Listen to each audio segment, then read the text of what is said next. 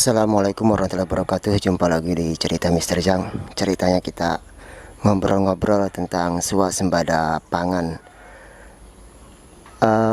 Kalau saya pribadi sih swasembada pangannya secara rumahan ya, skala rumah tangga dimulai dari halaman rumah saja. Contohnya ini kolam ikan gurame, kita panen dulu ya. Jadi mulai dari protein nabati bisa kita penuhin dari halaman rumah saja. Ini kolam beton. Ukuran 1,5, lebarnya panjangnya 3 meter, kedalaman 2 meter.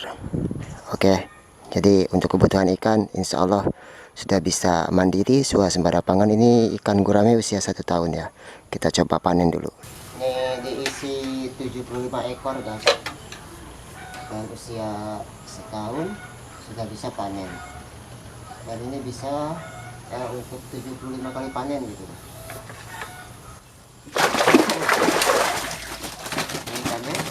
Besar, kita cuma perlu satu aja. Kita cari yang paling besar ya guys. Bentar, ini yang paling besar ya. Oke, yang paling besar yang ini aja. Ini kita buang lagi. Nah, ini cukup satu ini aja untuk sekali panen. Dalam usia setahun sudah bisa kita nikmatin. Dan ini ikannya sudah saya bersihkan dari yang diambil barusan. Jadi untuk sekali masak cukup satu ikan ini saja. Sudah cukup untuk satu keluarga untuk sekali makan. Nah biasanya dalam sebulan itu saya mengambil antara 4 sampai 5 ekor ikan.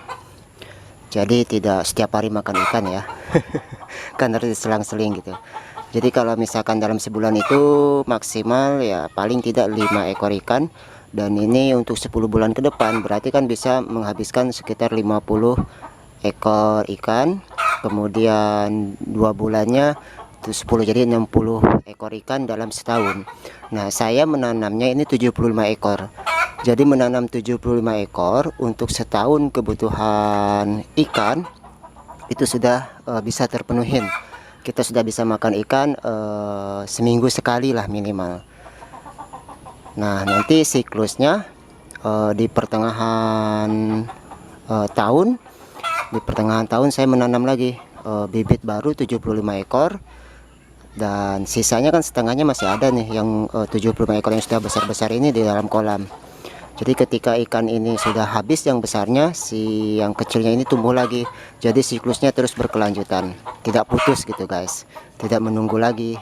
Nah jadi untuk swasembada pangan protein nabati di ikan sudah bisa terpenuhi dengan kolam beton seperti ini saja di halaman rumah. Kita mulai dari halaman rumah saja. Untuk daging saya ternak juga ayam kampung. Ada 2 kandang seperti ini di belakang rumah. Cukup sederhana. Ini dari kayu-kayu bekas membangun rumah pagar. Sisa-sisanya saya buatin kandang. Ini juga bisa memenuhi dalam 1 bulan bisa 1 atau 2 ekor ayam kita potong. Itu adalah ayam-ayam yang siap dipotong, tapi akan jadikan indukan. Indukannya ada di atas guys. Itu di atas pohon. Biasa itu nanti kalau misalkan dikasih makan dia akan masuk ke dalam kandang. Itu masih ada yang kecil. Kemudian ketika ini sudah dipotong, yang kecilnya masih ada guys, DOC-nya. Ini adalah anakan yang baru menetas sekitar seminggu. Ini dia.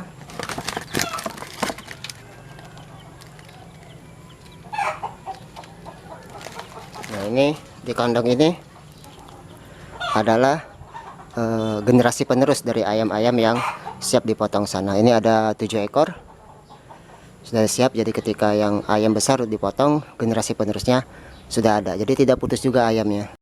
DOC sudah 1 minggu dan yang bertelur pun sudah ada lagi. Ini di sini sudah ada yang bertelur, 1 ayam dari 1 indukan. Jadi telurnya masih ada, ayam kecilnya masih ada, yang siap potong masih ada, ikan masih ada. Maka otomatis swasembada pangan nabati untuk keperluan daging dan ikan sudah bisa terpenuhi saya dari halaman rumah ini saja. Lalu untuk sayuran, saya juga tanam tomat seperti ini. Bumbu dapurnya sudah ada, tomat, kemudian sayurannya saya ada nanam terong ini, terong ungu ya. Ini saya tanam. Ini semuanya di lahan sempit di halaman belakang rumah. Selain itu saya juga menanam cabai rawit merah. Ini masih kuning ya guys. Ini cabai rawit dan harga cabai sekarang lumayan harganya. Jadi ketika harga cabai mahal, saya tidak perlu membelinya, tinggal petik aja dari halaman rumah ini. Ya setidaknya bisa membantu pengeluaran. Untuk buah-buahan saya juga menanam pisang. Ini pisang manis, sudah mau panen. Pisang 40 hari kalau di sini bilang. Ada beberapa jenis pisang yang ditanam. Ini pisang Ambon, pisang raja ya. Ada beberapa pohon pisang raja di sini. Nih, dan pisang pun dalam sebulan itu ada panennya, 1-2 kali panen. Misalkan kita panen pisang manis yang di sana, ya, ketika itu sudah masak, maka pisang yang ini pun siap untuk dipanen gitu. Dan sebelahnya itu juga lagi menunggu untuk dipanen. Jadi alhamdulillah pisang pun bisa terpenuhin dari halaman rumah saja. Selain pohon pisang, saya juga nanam pohon kelapa. Ini pohon kelapa pendek, usia 5 tahun sudah berbuah lebat, alhamdulillah. Ini untuk keperluan juga, bisa untuk masak. Kemudian saya nanam singkong, pucuk ubinya bisa untuk sayuran. Ini bumbu dapur, daun jeruk. Itu juga kelapa hijau, kelapa muda.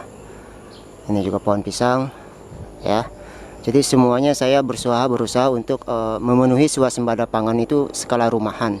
Minimal di rumah saya beberapa kebutuhan rumah tangga itu sudah bisa terpenuhin siklusnya selama sehari-hari gitu. Untuk sehari-hari itu enggak terlalu pusing. Untuk obat herbal pun saya nanam ini pohon mint, daun mint ya. Daun mint saya tanam, ini enak banget kalau misalkan untuk teh, buat teh pagi-pagi pakai daun mint ini, mantap. Keperluan makan ikan selain pakan pabrikan, tapi saya lebih cenderung kepada sayur-sayuran, daun-daunan. Ini daun keladi khusus untuk pakan ikan gurame. Selain itu saya juga membibitkan azolla. Ini adalah bibit azolla yang bisa digunakan untuk pakan gurame dan juga pakan ikan, sehingga bisa tidak tergantung ke makanan pabrik gitu. Tidak semua tergantung ke makanan pabrik. Saya berusaha untuk semuanya dari alam dan bisa dimanfaatkan atau diperoleh dari halaman sendiri. Selain itu saya juga nanam ubi rambat ini. Ubi rambat ini daunnya khusus untuk makanan ikan gurame. Juga ada tanaman kangkung di tempat yang lain ya, di halaman. Itu semuanya untuk makanan gurame. Jadi benar-benar dari halaman rumah ini saya bisa sedikit paling tidak ya membantu memenuhi kebutuhan pangan rumah tangga. Jadi swasembada pangan itu pola pikirnya gampang banget, tidak usah memikirkan negara. Kalau saya pikirkan aja rumah masing-masing gitu ya. Ini ada pohon kunyit untuk bumbu dapur. Kemudian di sini ada juga temulawak. Yang ini temulawak ya guys. Nih. Kemudian di sini ada pohon pepaya. Jadi buat kawan-kawan yang berpikir bagaimana swasembada pangan negara kita gitu ya, sudahlah kita mulai aja dari diri kita masing-masing, mulai dari sekarang, mulai dari saat ini, mulai dari hal-hal yang terkecil yang bisa kita lakukan dari sekitar halaman rumah kita. Bisanya punya kolam, buat kolam, bisa tanam di pot sayuran, tanam sayuran yang bisa bermanfaat.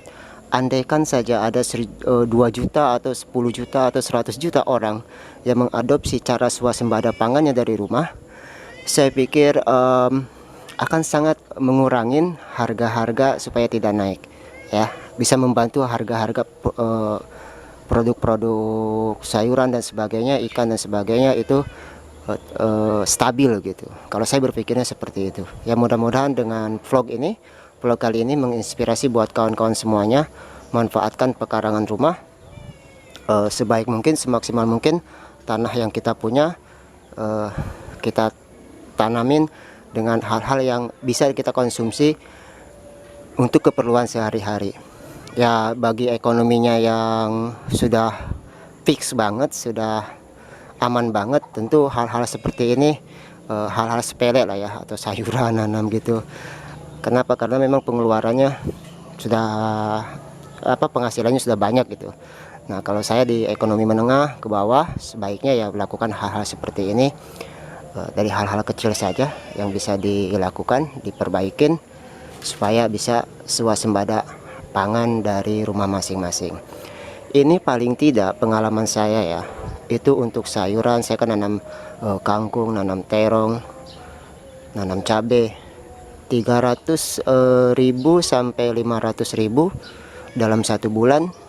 Itu bisa terpenuhin dari halaman rumah ini saja, dari ikannya, dari ayamnya ya. Ini ikan misalkan sekilonya 25.000 nih, ikan gurame. Kalau dalam sebulan 4 berarti kan sudah 100 ribuan. Ayamnya sekilonya berapa? 35.000 ayam kampung sebulan sekali, 135.000. Sayurannya kita anggap 50.000 dalam sebulan ya, sudah hampir 200 ribuan. Belum lagi pisangnya, ini pisangnya, belum lagi kelapanya, belum lagi pucuk ubinya ya, terongnya, macam-macam deh.